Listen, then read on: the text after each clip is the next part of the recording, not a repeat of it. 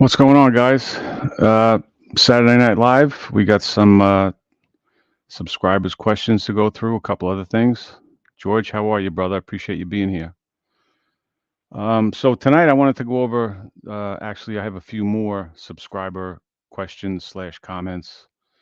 A couple other things we'll delve into. As always, I want you guys to, if you have any questions, anything you want to talk about, anything you just want to get an opinion on, absolutely feel free to drop it into the comments, and we'll get into it a little bit. So I'm just going to wait a couple of minutes, see if we get a few more people in here. What's up, George? How was your workout today? Actually, no, George, you're on an injured reserve list, correct? You're injured again?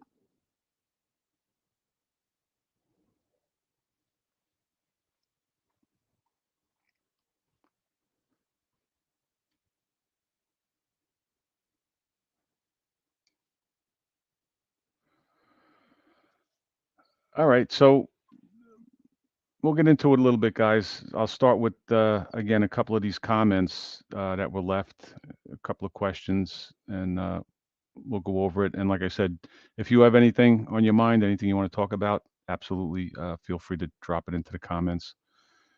So, first one up tonight was I had a comment from a subscriber named John S. And he was talking about sternum pull ups, right? And these were developed by a guy named Vince Gironda. So, you might know who he is. He was big back basically in the 60s and 70s, kind of an eccentric guy for the most part, based on what I've read of him.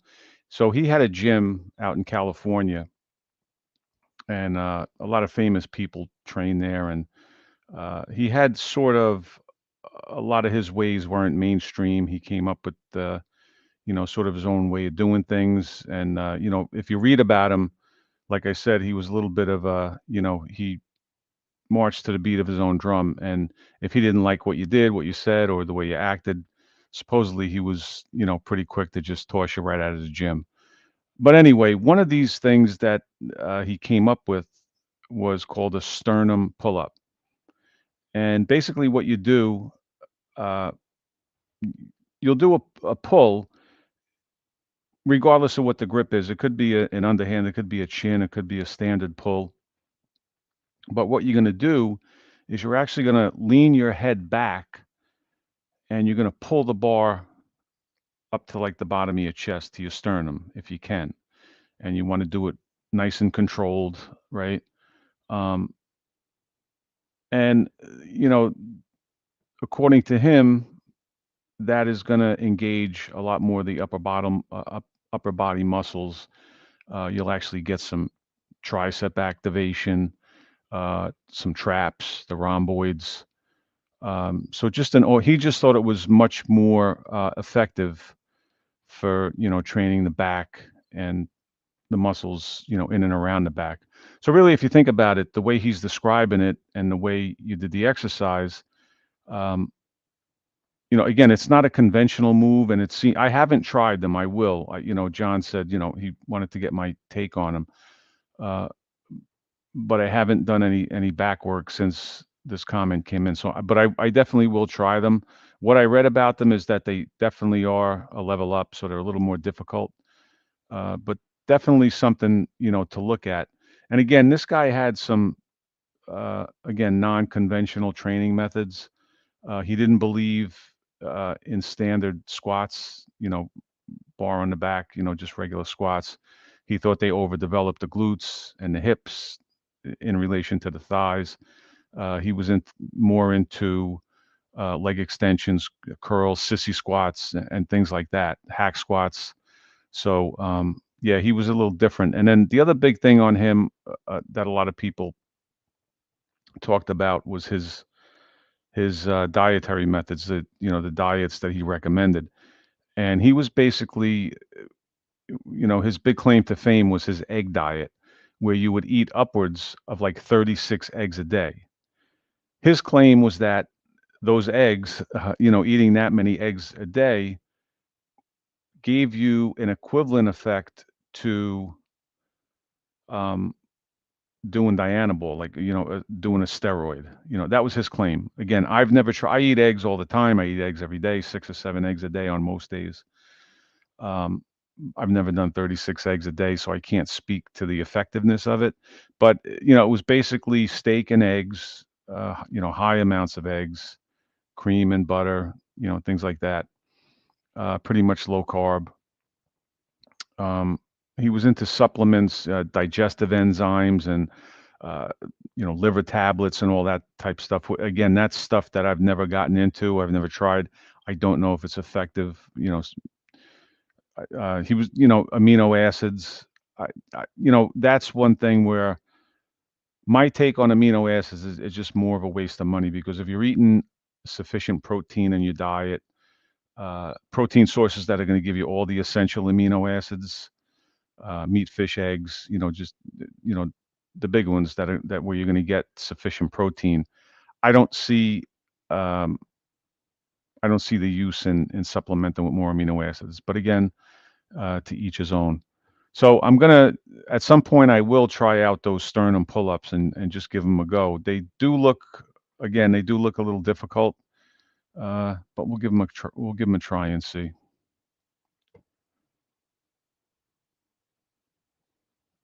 All right, George. Yeah, keep an eye on that wrist. Okay. Running, see? All right, good on you, George, for not quitting, for not stopping. There's always a way around it, right? There's always something that you could work.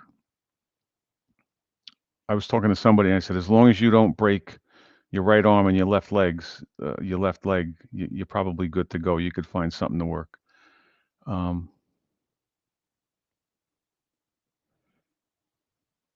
Gene, ice or heat, both, both are effective. Um, Actually, a combination. Um, I used to what I like to do is hit like a sauna and then a cold bath, a cold plunge or something. Or even if you're at home, just get in the shower, nice hot shower, flip it over to cold. I take cold showers every day. Um, every single morning, I take a cold shower. I don't use any hot water.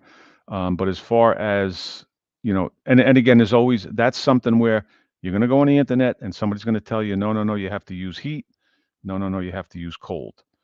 Um, I believe there's benefits to both. Um, but if it's just muscle soreness and not an injury, stretching is always going to be good. Uh, but the hot and cold, a combination of hot and cold, I think is beneficial. Yeah, George, 36 eggs, it does sound crazy, but people have done it. And, again, when you get into the diet stuff, something like that is going to be adherence and sustainability, right? 36 eggs a day is not sustainable for the average guy, right? Um, so again, you have to find, I always say you have to learn to eat. You have to a balanced way of eating. The extremes can work in certain cases. I think last week I talked a little bit about the carnivore, the keto. There's places for things like that. There's places for things like that, if you have certain issues, right? Um, but they're not sustainable. Very, very, very few people are going to keep that going for any length of time. So yeah, 36 eggs a day is a little much.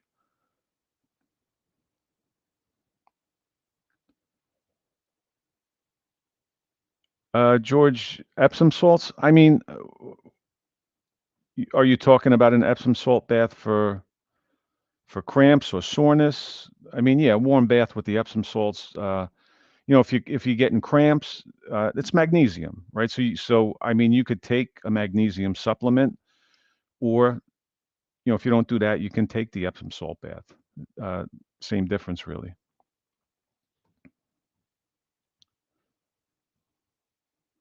What's up, Gus? Game Bros in the house.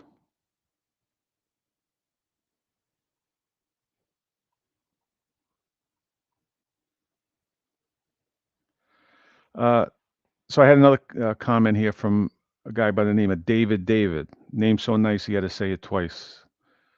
Uh, He said, "How do you combine calisthenics with free weights, and on which days do you do what? Thanks."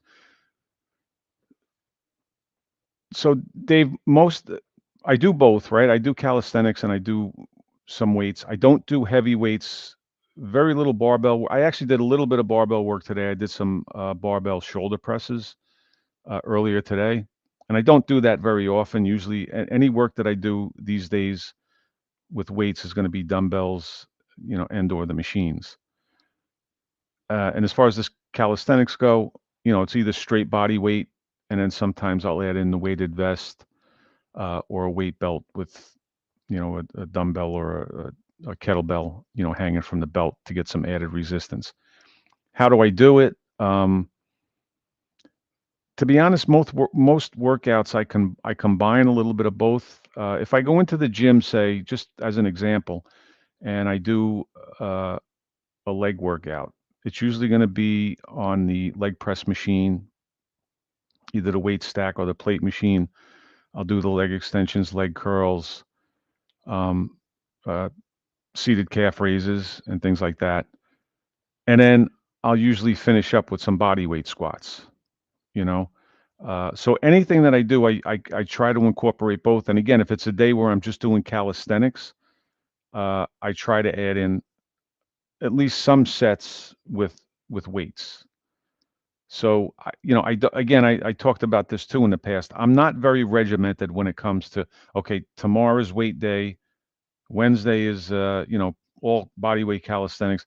I kind of fly by the seat of my pants each day. I know what I did the last couple of days, so I know where I should be today, like what I should work, what I haven't worked in a few days, or, and then I just go that way. But uh, so I don't have specific days when I do what, and it really, you know, the short answer is I just kind of mix them up uh, with every workout. So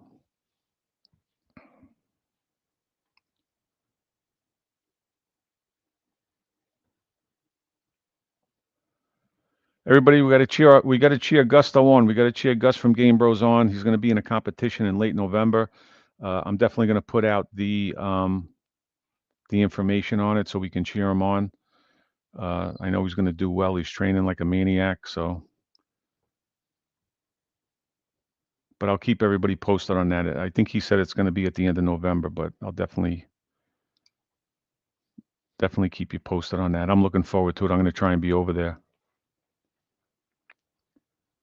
Mum's the word. All right, sorry, Gus. I won't. I won't tell anybody. Listen. All right. I won't tell anybody, and whoever I do tell, I'm going to tell them not to tell anybody. So it's your secret's good. Don't worry about it. Nobody's ever going to find out.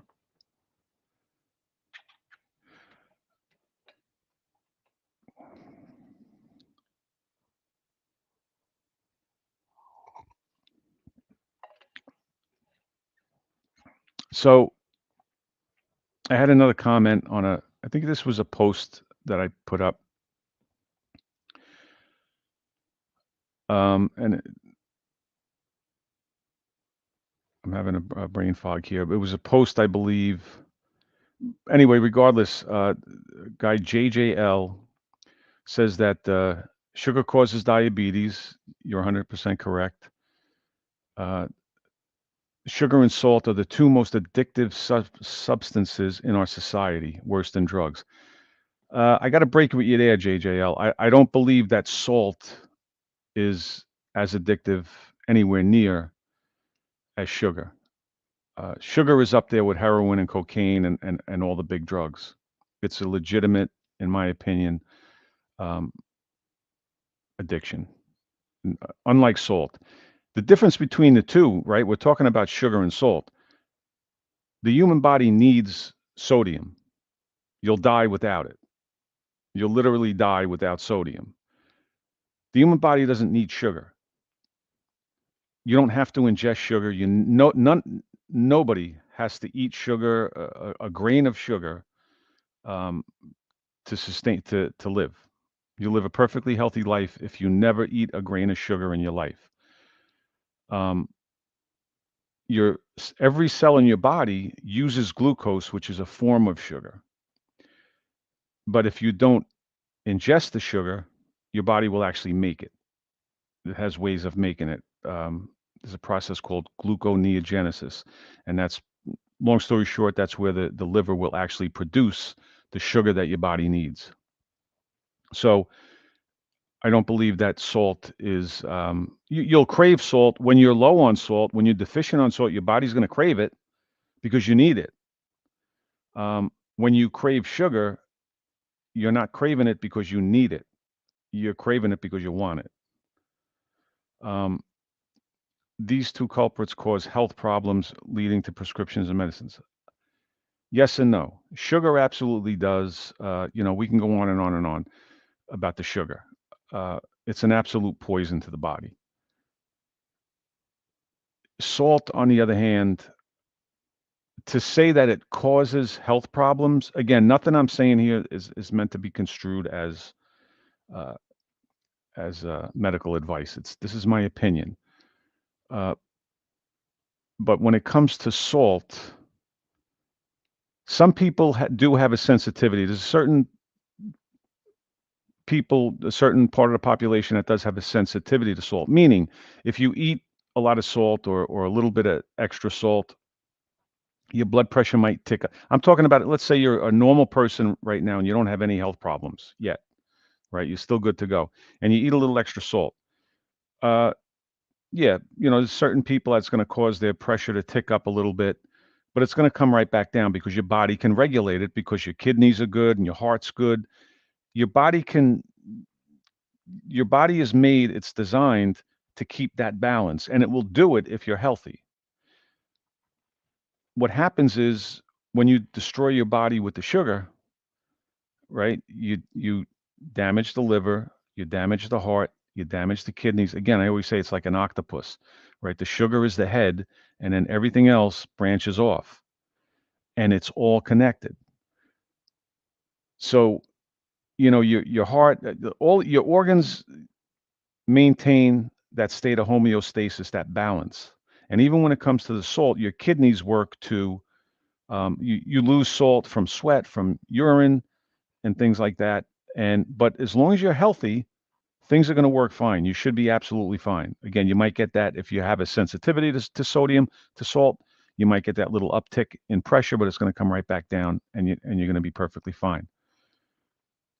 The problem comes when you have this, and again, we'll talk about the standard American diet, which is 60% ultra processed foods, carbohydrates, simple sugars, on and on and on. That's what's damaging the human body. That's what's damaging your organs. It damages the heart, the liver. Then when your kidneys finally get fucked, your kidneys can't maintain that balance with the salt. Um, so your body starts going wacky. And then the salt, the sodium will cause a problem because it'll either build up in your body or you'll be deficient in it. And then that's where all the problems start. But for a healthy, I mean, I'm not saying that I guess it couldn't, a perfectly healthy person, if you're taking in 15,000 milligrams of salt a day, you're going to run into problems, obviously. Uh, but another way, and again, they tell you uh, the RDA for sodium, for salt, is 2,300 milligrams a day. That's a completely arbitrary number.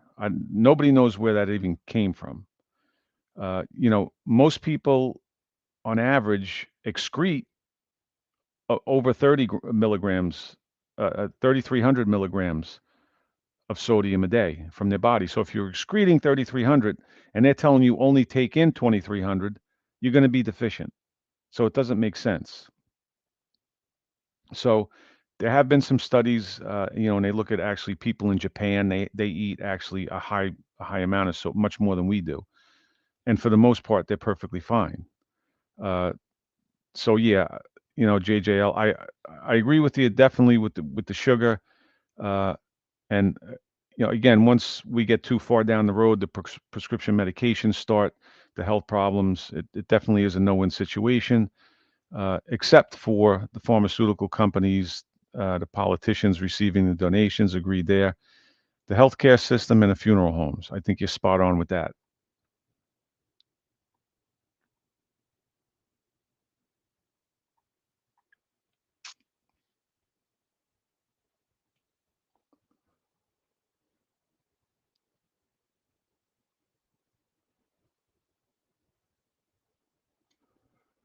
George, you got the sea moss going. Good. I haven't made a batch. I actually have some. I have some sitting here that I have to mix some up.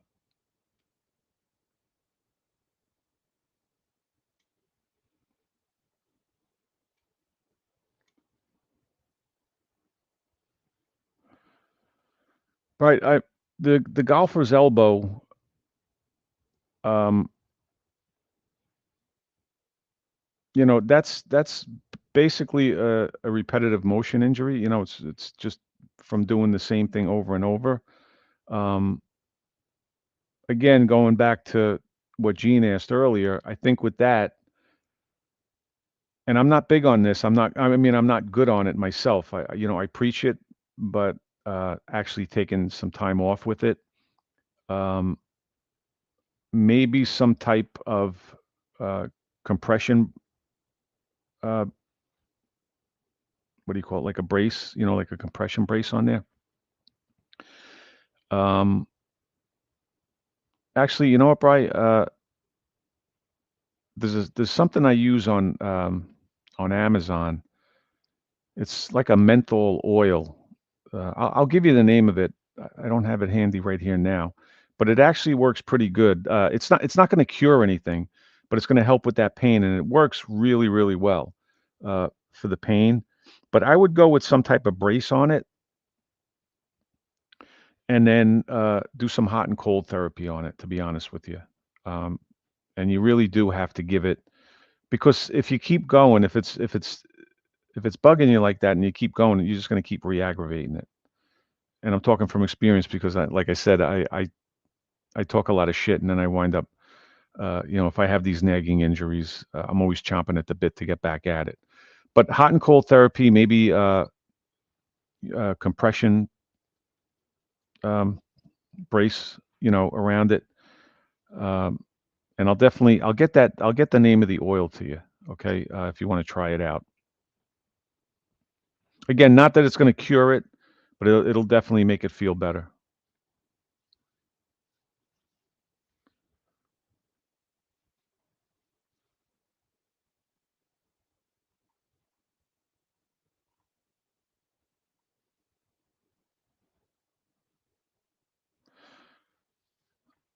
So I had another comment here.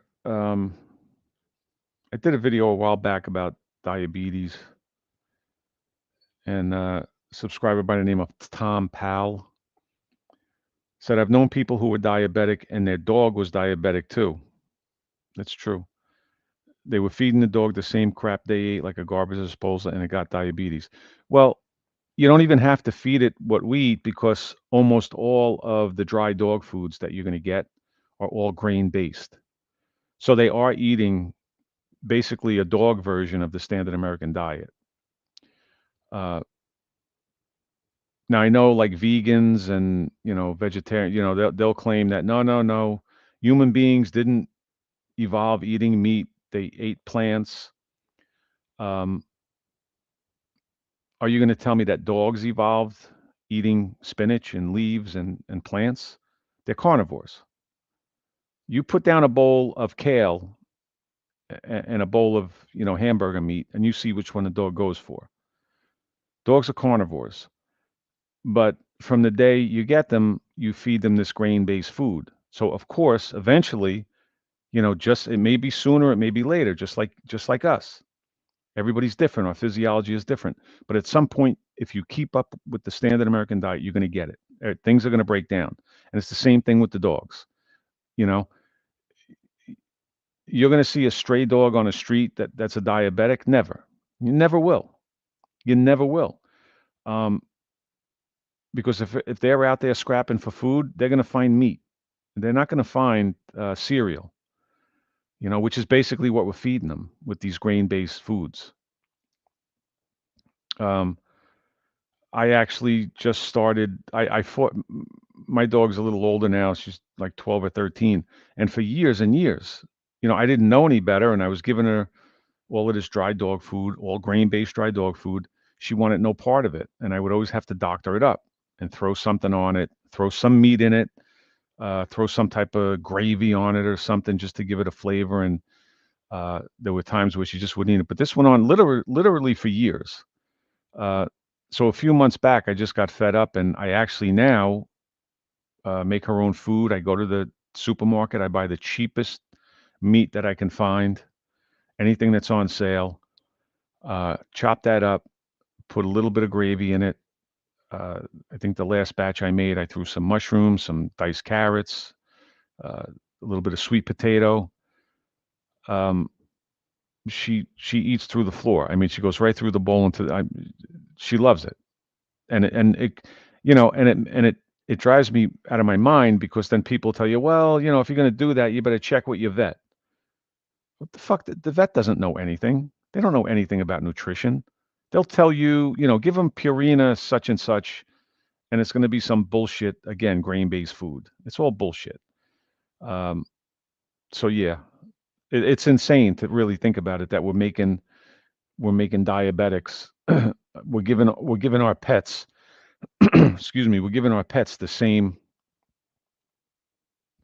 sicknesses and diseases, that not even the same conditions that we have, basically destroying their body. Dogs wind up with arthritis, everything that we get, and it's all lifestyle and diet based.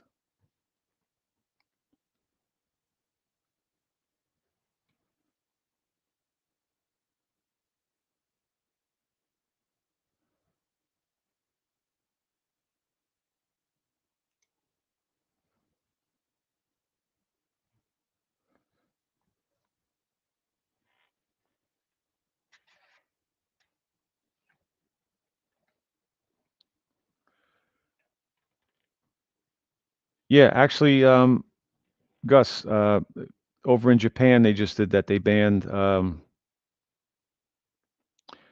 I forget what cereals they were, but they did ban them because of some of the ingredients in them. But it's okay over here. And again, you look at a lot of the foods over in the European countries,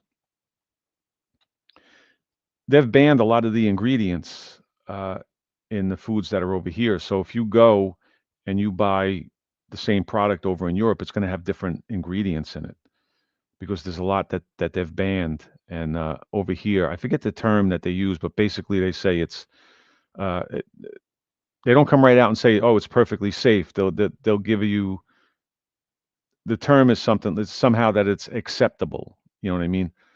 And they keep using it, and we keep buying it and eating it. So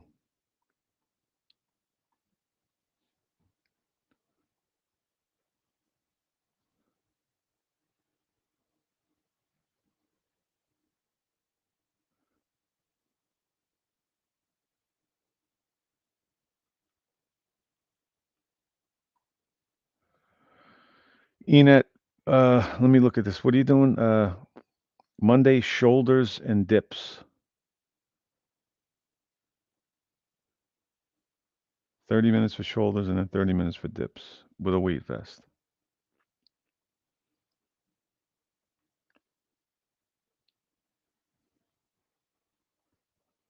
Okay. I mean, um, if you're doing that over and over 6 days a week, it's a good routine. I don't see any leg workouts in there, and I mean, is every workout going to be an EMOM? Or I'm a fan of the variety and like to mix it up. Again, it's almost like diet. If you're going to eat the same thing, there are some people that can do it. I eat a limited diet myself, but I don't eat the exact same thing every day. So if you're going to do that routine 6 days a week, for how long? Are you going to do a block? You're just going to do like say 8 or 12 weeks of that. Then yeah, fine. But to be honest with you, I mean, I would throw in a specific arm day. I like to do again. I don't even do it every week. It might be every other week, but I'll throw in a specific day where I'll just do an arm workout. Uh, and again, I don't see anything in there uh, with a leg workout. I'd rather, even if you have the weighted vest, get some squats in there, do some supersets, and get some squats. Um,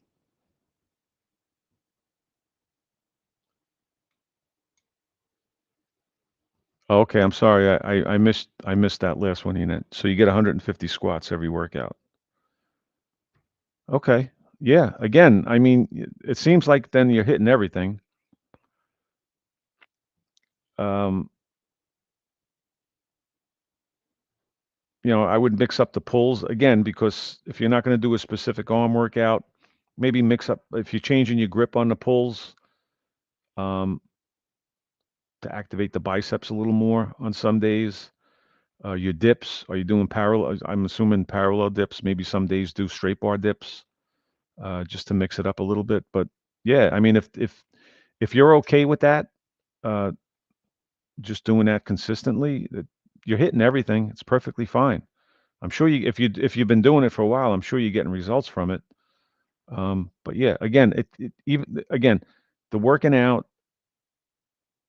the diet, it all comes back to can you adhere to it, the adherence and the sustainability. Are you going to do it for any length of time?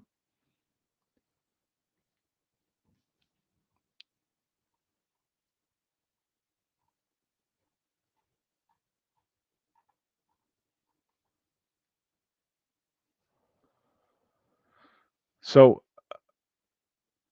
I've mentioned before, guys, that I normally eat 2 meals a day, and I don't eat anything, just that. I don't snack in between. I don't have anything other than some coffee. Uh, I eat my meal, and then up until I have my second meal, I have nothing in there. Maybe some, lemon water or, and again, some coffee or green tea or whatever. But that's what I do, on a consistent basis. So I had a comment here from Jake Dempsey. He's been a subscriber for quite a while, and he's up about my age. I think if I remember correctly, Jake's about 63. Um, so his question was, if I'm eating 2 meals a day, how do you get your protein for your body weight? So this is another one that's really, really, really it's subjective. There's a lot to look at when it comes to and even how you respond to exercise, how you respond to your diet, um, the foods that you eat. Do you react to certain foods? Everybody is different. There's no You can have a basic starting point and then just go from there. And I always say if I don't understand how I know somebody who whenever I speak to this person uh, we have the ice cream conversation, and it's every time I eat ice cream, I get gas and I get this and I get diarrhea, and I don't eat ice cream. Well, I took enzymes and I took this, and then I found another ice cream that doesn't have this in it. And if I only eat a little bit, then don't eat the fucking ice cream, right? If it doesn't, if when I used to eat ice cream, I was fine. Your body changes. If you can't eat ice cream, don't eat ice cream. But my point is that everybody's different. The next guy could eat 2 gallons of ice cream a day and live a perfectly healthy life. You don't know. So now we get into the question of calories. The question with everybody is, uh, well, you're eating 2 meals a day. How do you get your calories?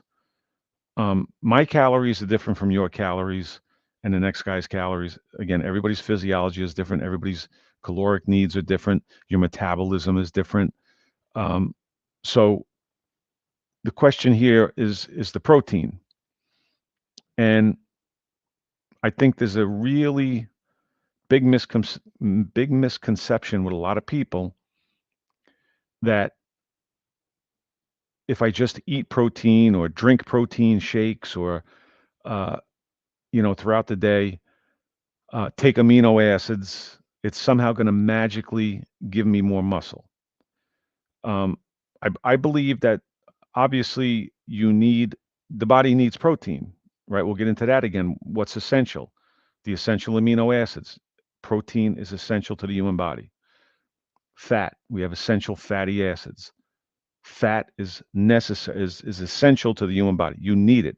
If you're that deficient in fat, it affects so many things in your body, as does a protein deficiency. Carbohydrates, like I mentioned earlier tonight, there's no essential carbohydrate. There's no such thing as an essential carbohydrate. Um, can you eat them? Uh, and live a healthy life and have a balanced diet? Absolutely. But you can't eat 60% carbohydrates. And when I say carbohydrates, everybody jumps for joy and says, "Oh, good, I could eat bread, I could eat cookies and pasta and this and that." I'm talking about carbohydrates, um, things like sweet potatoes, things like other vegetables, fruits, and things like that. But when people hear carbohydrates, you know, they go ape shit and they think it's, I could eat all the pizza I want, all the bread I want, all the cookies I want, because they're carbohydrates. But anyway, we need protein. How much protein? Nobody knows. I, I'm convinced that nobody knows. I mean, I've researched it. I've read it. Um, there are certain parameters that they give for people, but it's like everything. It comes down really to trial and error. If you ask me, hey, I weigh 180 pounds, and if I eat 250 grams of protein a day, will I gain muscle? I don't know. I don't know. I don't know what type of exercise you're doing. Are you sedentary? How old are you? There's so many things that go into it. You could start with these basic parameters, and then, but again, you have to be willing to do it consistently, and see what your results are. So all that said, if we look at the general recommended daily allowance for protein is zero point 0.4 grams per pound of body weight. So let's say I'm 190 pounds. I'm going to round it off to make it easier. Somebody's 200 pounds. They work out regularly, right? They don't have any illnesses to speak of. Now you have to look at, well, what is this 200-pound? What is his goal? What is he looking to do? Is he just looking to maintain his weight? Um, is he 200 pounds and he has about 20 pounds of excess body fat to lose? So is he looking to lose body fat? Uh, is he looking to gain muscle? And you have to look at the specific goals. So they give you, are you a morbidly obese person? That's 300 pounds, and your one goal is just to lose body fat. Well, how much are you going to eat then? So again, there are certain parameters. So generally speaking, if you're, say, like a relatively healthy adult and you're pretty sedentary, you have a desk job, you don't really work out on a consistent basis, you don't do any real strenuous exercise. Um, the sweet spot for that is going to be, let's say, between a half a gram, 0.5 grams, and say 0.8 grams, right? So for a 200-pound guy, um, you know, that's going to be between 100 and what 106 between 100 and 160 grams protein a day, anywhere in there. So you have to mess around with it and just see. But again, if you're overweight or obese, you're going to eat a little bit less than that. So the numbers are there. And again, you just have to kind of look at what they're telling you. I was reading a study on it. It was really a meta-analysis of a bunch of studies, and that's how they came up with these numbers, these parameters for each everybody's specific situation of what you want to be eating, or what range you want to be eating in between. So just for the hell of it, I don't track my macros. I've done it. I've said before in the past, I've done it. Um, I eat pretty much all whole foods, nothing really processed. Again, to some degree, almost everything we eat is processed, but I'm talking about, I don't eat junk food. I don't eat anything for the most part out of a box. I don't eat cereals and things like that. Cookies, cakes, donuts. So again, I'm 190 pounds, give or take. So I'm going to just round it off uh, and say 200 just for the. So let's say um, they give a parameter for an athlete and somebody who's active. And if you want to optimize muscle gain, okay, so With that, you would want to do between zero point 0.7 and 1 gram per pound of body weight, meaning I would want to go anywhere between 140 and 200 grams. So, let's say I go in the 65-ish range, 170 grams, if I want to go 170 grams. I'm just looking at one of my typical meals, right? So I mentioned earlier that I have eggs pretty much every day. I'll do 6 eggs. That's roughly 30 grams of protein. I'll have a piece of meat. Actually, today I had a piece of ham steak, so that's probably another 15-ish grams. So I'm up to 45 grams of protein. I threw on some nutritional yeast on the eggs. That gave me another 8 grams of protein. So I'm over 50 now, 53. I had a serving of yogurt, Greek yogurt. That's about 17 grams. I'm up to 70. Then I had some nuts, and that's going to give me another 5 to 10 grams. So I'm anywhere, for my first meal of the day, I'm anywhere between 75 and 80 grams of protein. So then for dinner, I'll have ground beef, and I'll usually do anywhere between 8, 12 ounces, sometimes even more than that. So any type of meat is going to be roughly, for a 4-ounce serving, when you measure it raw, is going to be in the mid 20s. Say, let's round it off to 25 grams. So if I have 12 ounces of beef, that's going to give me 75 grams of protein just from the beef. I usually do another serving of yogurt or maybe some cottage cheese, and let's just say that that's going to be another 15-ish grams of protein. So I'm up to 90 there. Then I might have some cheese, maybe another 20, 25 grams of protein. So in my opinion, and based on what I've read, the research that I've done, I don't think I'm deficient in protein eating 2 meals a day. And to be honest, I believe that I could probably get away with eating a little bit more. But, you know, what I just told you, I ate or I eat, that's pretty regular. It's give or take. It's not exactly the same each day, but I'm in that range every day. I don't feel like that I'm deficient in protein whatsoever. So, I don't know. Again, that question is, how do you get your protein in? There's very, very, very few people that can tell me, if I say to somebody, how much protein do you eat a day? And how much protein do you, I think if I had a room full of 100 people, the number of people that can answer that question accurately is going to be between 0 and 1. So I don't think that I'm deficient in the protein. I think that I get more than enough protein in my meals.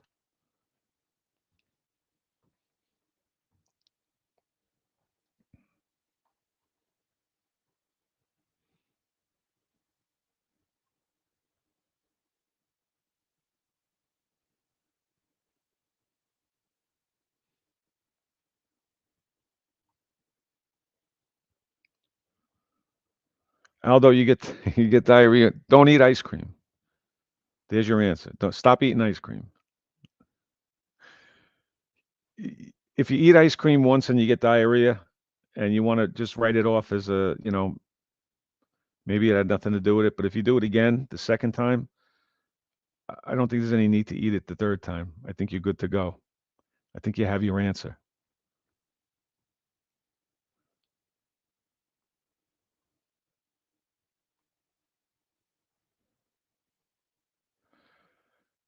Uh, Enet, yeah, for the arms, I like to do, again, I don't do, most of the time with the arms, it's going to be dumbbell work. And I actually do EMOMs. I'll do straight bicep curls, EMOMs, and then I also do hammer curls with the dumbbells. So I always do both, some combination of that. Um, on occasion, I'll do some curls with the easy curl bar if I'm at the gym.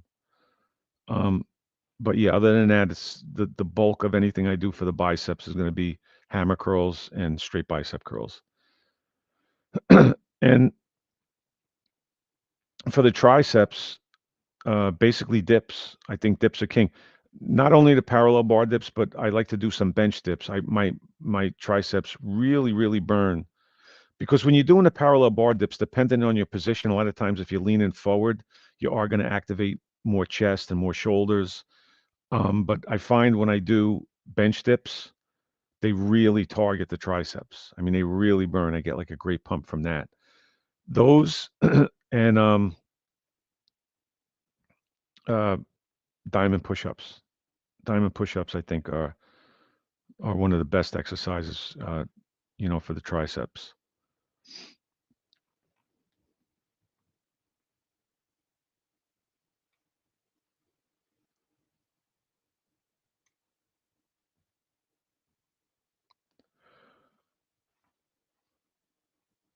Yeah, George. Like I said earlier, as far as the carnivore diet, I think there's definitely a place for it. um, but again, it's going to depend on what your specific. I think it's for certain health issues. I think it can absolutely help. Um, so yeah, I mean, but the thing is, when people transition from really any diet from the standard American diet, if you go carnivore, if you go keto, even if you go vegan, in the short term, you're going to notice most people are going to notice drastic differences, drastic differences um, in their, not only in their weight, but in a ton of health issues. So again, I don't think that your friend got high blood pressure or any other, health problems. Probably not. I'm not saying that the only thing that's going to cause that is diet and lifestyle. If there's some other genetic defect or they have some other issues going on in their body, we can't say that everything's 100%. But the overwhelming majority of people that have these issues, it's due to diet and lifestyle. So if he revamped his diet um, and started a legitimate carnivore diet, um, yeah, it's going to help. But then we get into the question of the adherence and the sustainability. How long is he going to do it for? So it's great that he broke away from the standard diet and got into the carnivore, but eventually you're probably going to transition out of that. And you certainly don't want to transition back to where you were, to the things that gave you all these issues, right? So you have to learn, to eat quote unquote a balanced diet. If you have, if it, you didn't say he's diabetic, but I'm just saying, say somebody is a diabetic, they have the high blood pressure and all of these other things that go with it, and you transition off the standard American diet, and let's say you go keto, or let's say you go carnivore, right? Um, you're going to see a drastic improvement in all of those conditions. But the problem is, um, you don't want to use the word when it comes to diabetes, type 2 diabetes. Once you cross that line, you don't know if you're ever going to you'll get some level of insulin sensitivity back, but you may have damaged your body to the point where, if you eat a piece of bread, your blood sugar is going to go over 200 or something crazy, and that's going to be a fact of life for you. So you have to stay on the wagon for the rest of your life. It doesn't mean you can't eat a relatively balanced diet, but you're going to have to monitor what you eat and when I say learn how to eat, I mean, you know, what a lot of people it's too much time out of their day or whatever. But if you're having issues and you're eating foods, test your blood sugar, see what that food does to you, right? Because again, everybody's physiology is different, everybody's health condition is different. So I may eat, a piece of bread, and my blood sugar may go to here. George may eat the same piece of bread, and his sugar may go to here because he has issues. You know what I mean? So one of the best ways when I say learn how to eat, you want to see how these things are affecting your body, is just to test your sugar and see what that's doing to it. And again, getting back to the ice cream analogy, if you eat something, you test your sugar and it sends your sugar through the roof, don't eat it. You don't need it anymore. You take it off and you chalk it up. Collateral damage. You had your fun and you got yourself in trouble, and now you can't have it anymore. Oh well. There's plenty of other things and things that you can eat. You're not going to starve. There's plenty of things that you could find to eat and enjoy.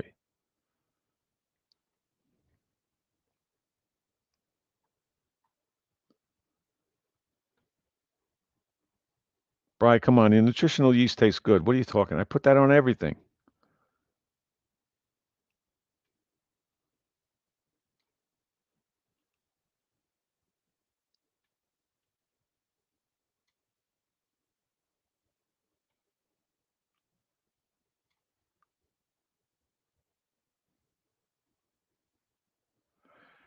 Aldo, can you eat too much protein? I think so. I think so. Um, Again, when you get into the carnivore diet, that's going to be dependent on the cuts of meat that you're eating. And something, if are you eating eggs too? So it's gonna be that's a very high protein diet. You know what I mean? So again, you're gonna have to see. And if you are, let's say you're a raging type 2 diabetic and you do convert to the carnivore diet, uh, you can have some success with it, but you do have to watch because protein will spike your blood sugar. You know, nowhere near what simple carbohydrates will do, but protein is going to have a pretty good effect, especially like lean cuts of meat. If you eat just straight a, a big chunk of straight chicken breast, it's probably going to send your blood sugar up high. So you have to watch. But again, it's going to be specific to everybody's condition. If you're a relatively healthy guy and you switch over to a carnivore diet and you're doing meat, eggs, and fatty meats, you, you're probably going to be all right. But you just have to watch, and you watch your blood markers. Obviously, you're going to get your blood tested semi regularly and just see what it's doing. Um, but yeah, you probably can overload on it. You probably can. And I think a lot of people, I don't know if they're eating too much, but they're eating way more than they think they need. Again, like a lot of these guys that go to the gym and they're guzzling protein shakes the minute they walk out. I got to hit that anabolic window. That's been debunked a long time ago. But there's still a lot of people that have that, where I have to have protein with a bunch of carbs. So the insulin, I'll raise my insulin and force it's just, it's nonsense. It's nonsense. Uh, just over the course of the day, you get your nutrients in, you get your food in, you get a decent amount of protein, cut out the shit food, do your exercise, and you're going to be fine. And you're going to be fine.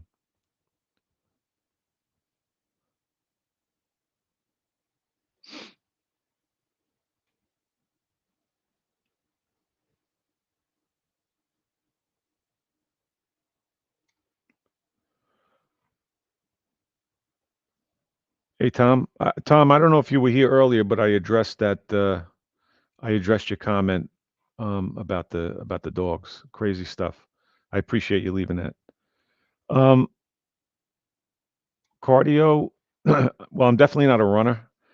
Um, any cardio I get is going to be at the gym, usually an elliptical machine, sometimes a rowing machine. Um, Burpees. I think burpees are probably,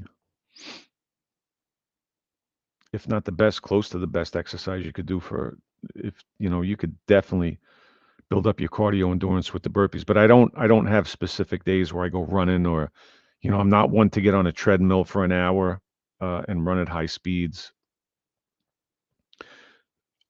I've talked before about, if you watch any of my other videos, I think doing things like EMOM workouts every minute on a minute, and cutting down your rest as much as possible between sets to keep your heart rate up, I think that's akin to a good cardio workout. Um, so yeah, I don't do anything specific like that.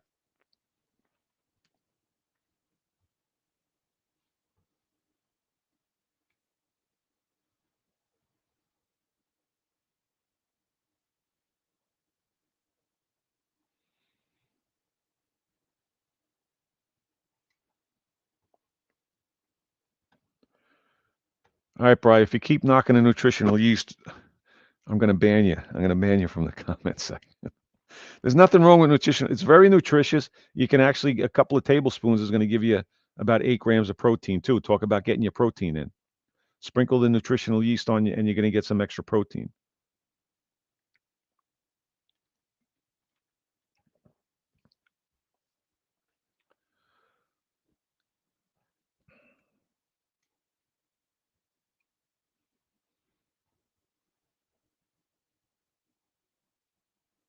Oh yeah, George, you just tweaked my memory. Tom, getting back to that with the cardio. Uh, Actually, I've been lax with it, but one of my favorite things to do with the cardio was a weighted jump rope. I would normally do that with my warm ups. Do that for a few minutes. That's good.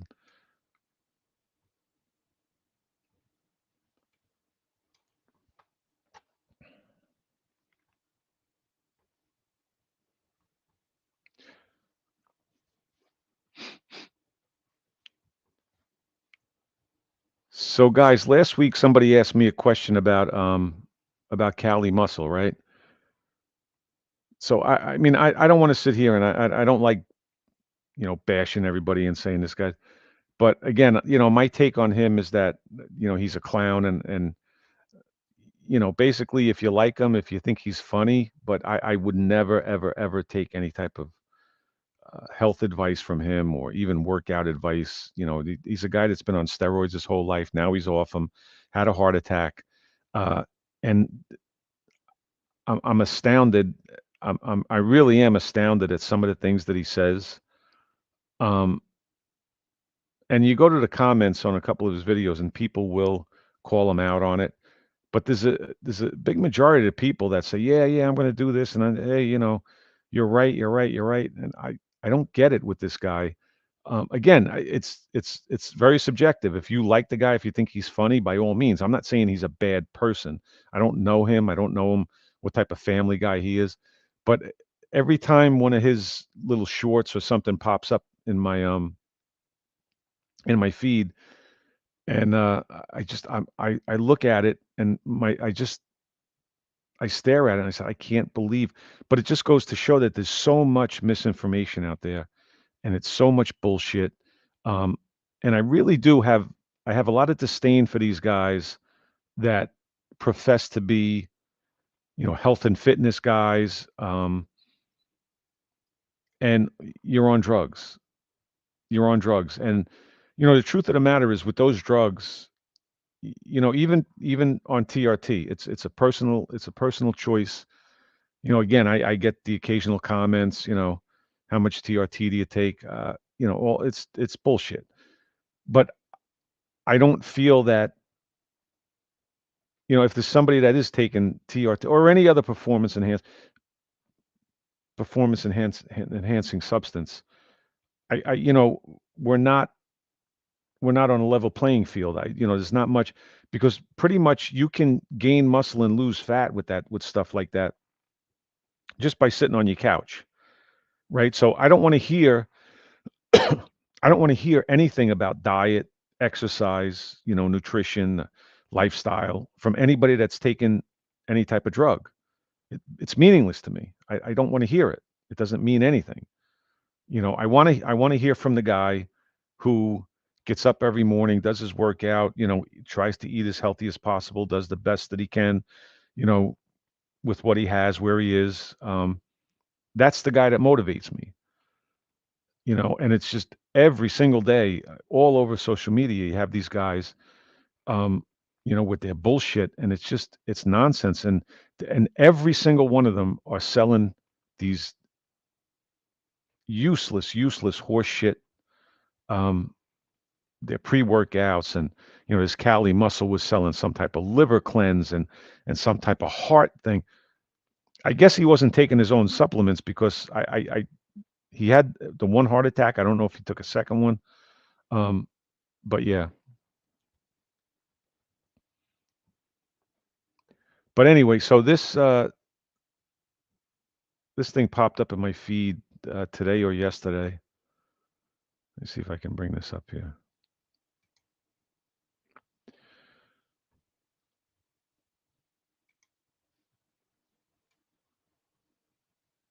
So this was a short of his, and I mentioned not too long ago there was something Scott Bernhardt, who I like Scott. I think I really like his content.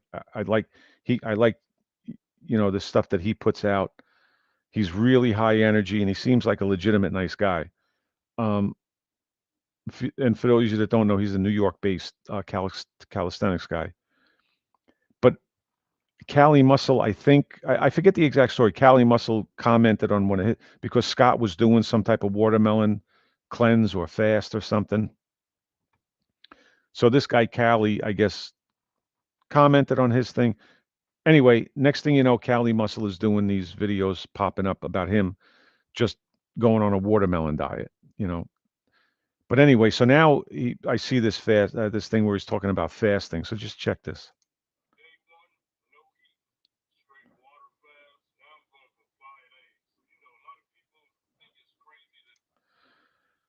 So he's doing a water fast. First off, I don't know. He doesn't explain any further, but you never want to fast any length of time on just plain water.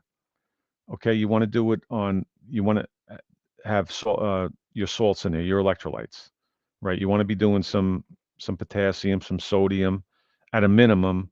Maybe some magnesium and things like that. So if he's just doing a plain water fast right off the bat, I can't agree with that.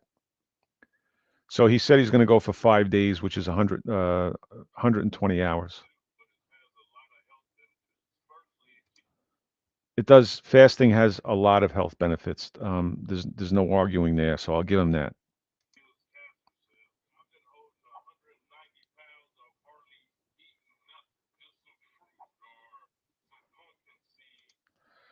Okay, so again, I'm eating fruit and pumpkin seeds. Um, that's not a healthy diet, So I don't know what this guy's doing. I don't know what possessed him to do that or why he thinks that would be healthy. But again, he's at least he's got one heart attack. He's in one heart attack. So what is he doing? I mean, he should be learning how to eat a relatively, balanced diet. So you're not going to cure everything by eating pumpkin seeds and watermelon in the long term.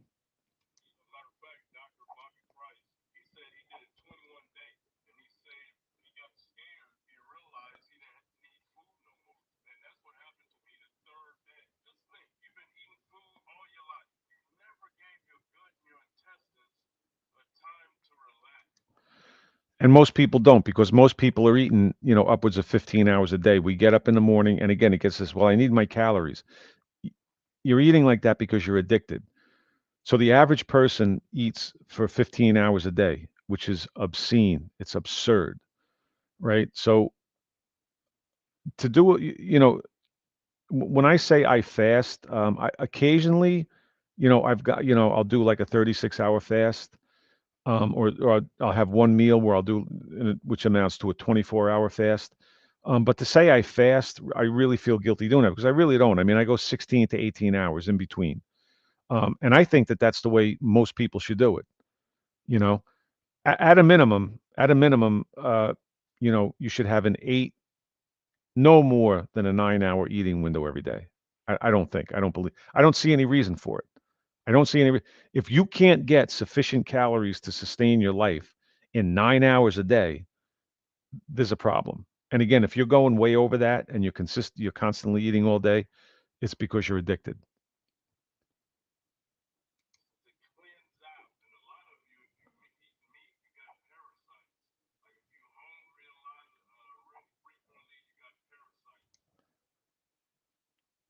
Okay, so Again, I don't know where this guy gets his information from. There are people that have parasites. What causes it? Eating meat. I don't know. I eat meat. I don't think I have parasites. There's no indication that I have parasites. Doesn't mean I won't get them. But this guy kind of like revels in his own ignorance. Like he just keeps just spewing shit that somebody tells him one day or he thinks is true. I don't know where it comes from. But anyway.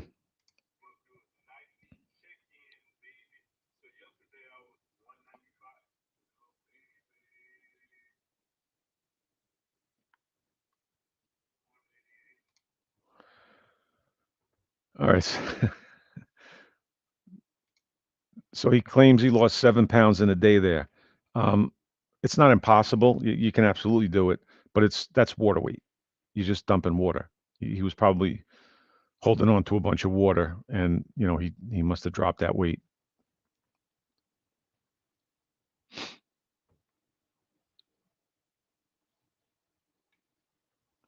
But anyway, that's old Cali, and I don't know. He's a piece of work. I mean, if you like him, watch him, enjoy him. But again, to get any type of solid advice from this guy, I mean, he has no clue. He has no idea what he's talking about.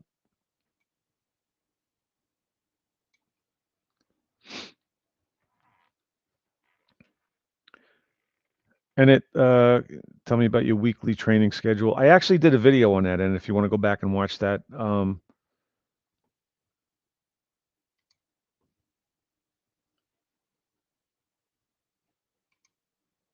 it was several weeks back where I kind of did like a week's worth of workouts.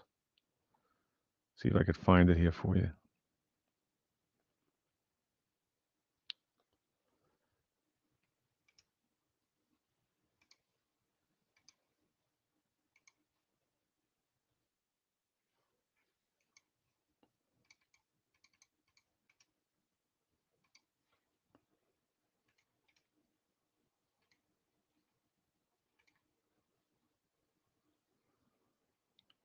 And then if you could hit that link, that'll give you a general idea of kind of what I do, like an example of some of my workouts. If you could hit that link there. That video was from a couple of months back. I think I did that.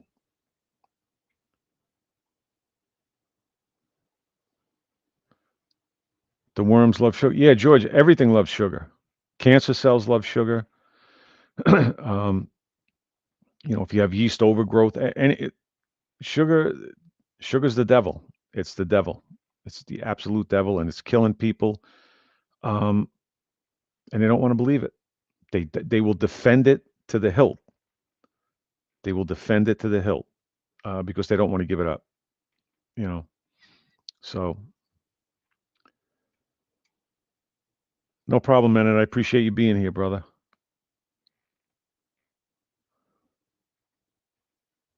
Yep, you're right, Brian. She's absolutely right. It is the devil. I agree 100%.